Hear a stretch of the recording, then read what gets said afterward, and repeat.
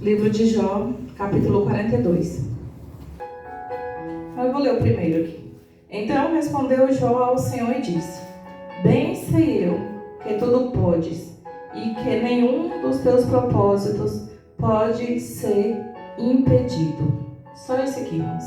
Mas falando rapidamente sobre Jó. Quando ele escreve essa palavra aqui do Senhor, esse livro foi escrito, por Moisés, assim diz alguns estudos que esse livro foi o primeiro livro a ser escrito e foi por Moisés. E essa palavra aqui, quando Jó ele estava no seu último estado já, ele não mais suportava. Tanto que um versículo aqui mais à frente fala que por isso me abomino e me arrependo no pó e na cinza. Porque ele já estava tão machucado ali, tão ferido, o seu corpo físico mesmo foi que sofreu a dor. Porque Satanás ia até Deus dizer: sabe por que o teu servo Jó é tão fiel? Porque ele tem tudo. Porque o Senhor deu tudo para ele. Jó era o homem mais rico que existia naquela época. Tinha os filhos mais belos. Não sei como era sua esposa.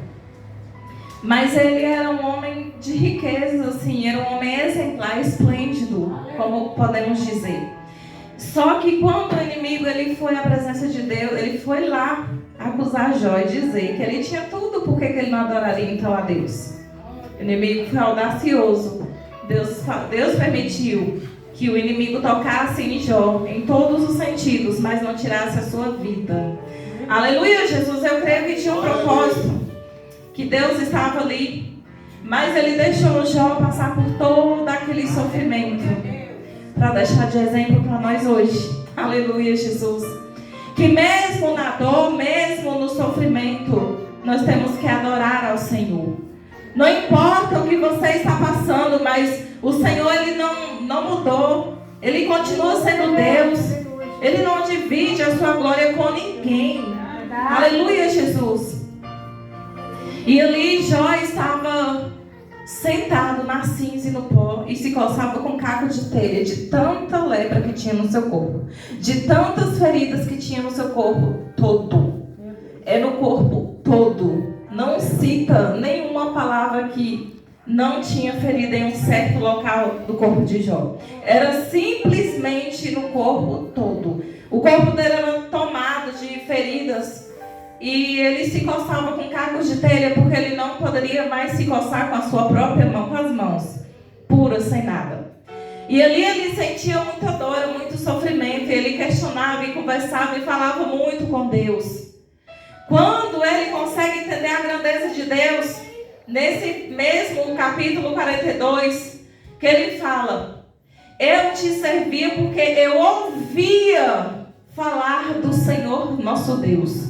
Mas agora os meus olhos te veem. Por que ele fala isso?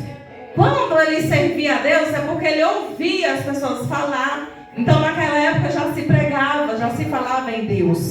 Aleluia, Jesus. Muito, muito no início mesmo, irmãos, de todas as coisas. Aleluia, Jesus. E ali ele fala que ele não conhecia, era como se ele estivesse dizendo que ele não conhecia Deus pessoalmente. Que ele não conhecia Deus mais de perto, mas ele ouvia falar nesse Deus tão grande e assim ele já o servia, já era fiel a esse Deus.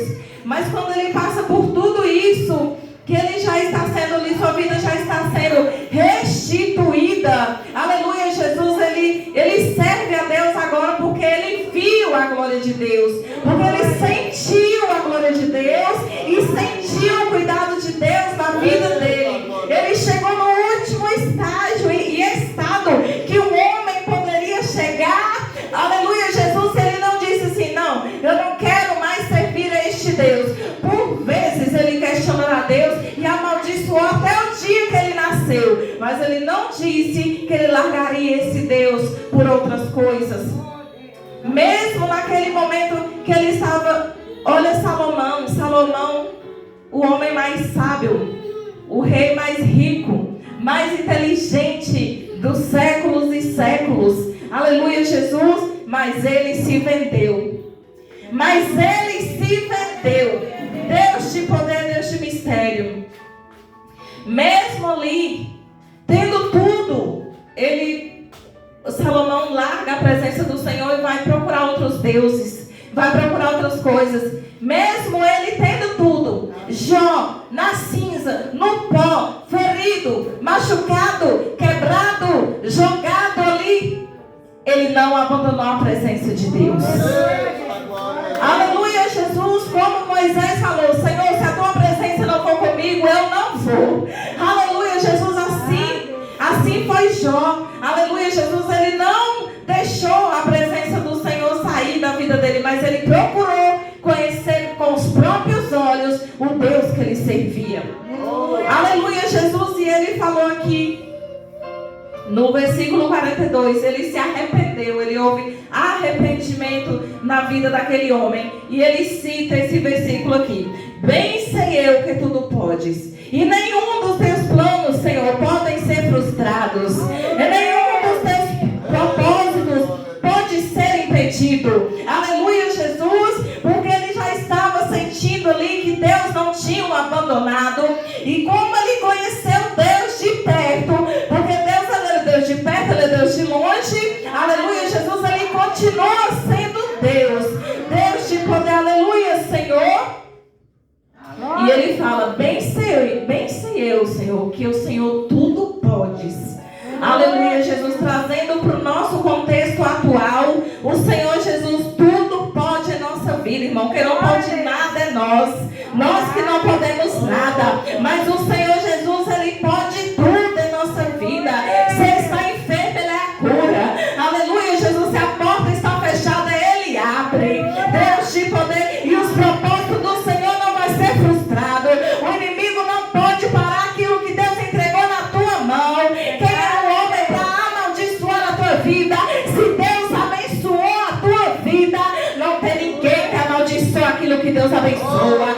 Se Deus abençoou, está abençoado, e os propósitos do Senhor vai se cumprir. Se Ele falou, Ele vai cumprir na tua vida. Aquilo que o Senhor tem falado, nós temos vivido tempos difíceis, mas o Senhor tem prometido, e nós temos visto acontecer na nossa frente. Aquilo que Ele fala, os propósitos do Senhor, as maravilhas do Senhor, as bênçãos do Senhor. Às vezes nós falamos Senhor, mas as bênçãos do Senhor estão retidas. E hoje eu disse uma palavra ainda assim lá em casa, que às vezes nós temos que movimentar a nossa fé. Às vezes nós estamos fazendo somente algo que a gente já se acostumou a fazer, já está acostumado. Aí Deus fala: não, filha, peraí, para mim te entregar isso aí é muito grande. Eu preciso que você movimente a tua fé. Eu preciso que você faça algo diferente, que se chama sacrifício, para que eu entregue a bênção em tuas mãos. Porque você já está acostumado a orar de madrugada, porque você já está acostumado a jejuar. Aleluia, Jesus. E o crente, ele não pode se acostumar. Se hoje ficou de jejum até meio-dia, amanhã faça algo diferente. Aleluia, Jesus.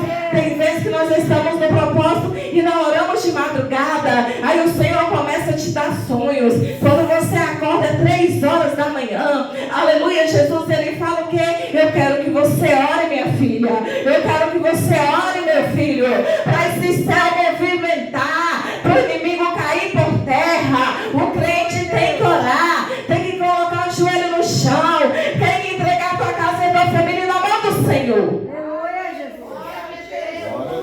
Porque não é fácil não, irmãos. O inimigo tem tentado tirar as pessoas de dentro da casa do Senhor. Porque dentro da casa do Senhor nós ouvimos a palavra de Deus, e o nosso libertar vem pelo ouvir. Ouvir o quê? A palavra do Senhor. Quando nós estamos dispersos com outras coisas, às vezes nós tiramos tempos nem para ler a Bíblia, ou para ouvir a Bíblia, porque tem a Bíblia que você coloca para ouvir. Aleluia, Jesus. Se você não consegue ler, coloca a Bíblia que é para você ouvir. Deus de poder, Deus de mistério. Aleluia, Jesus. Santo é o nome do Senhor. Mas a palavra do Senhor tem que ser falada dentro da nossa casa. Aonde a gente for, irmão, tem que ler o versículo. Um versículo apenas do dia, pelo amor de Deus, nós temos que ler. Um louvor nós temos que ouvir. No meu ambiente de trabalho às vezes não dá, mas um versículo, quando você se levanta para ir trabalhar, é bom a gente ler. Senhor, abençoa minha família, minha casa, minha vida, porque nós saímos, não sabemos como vamos chegar lá no serviço ou como vamos voltar para casa. Só o Senhor sabe do nosso dia. Aleluia, Jesus, mas nenhum propósito do Senhor pode ser frustrado.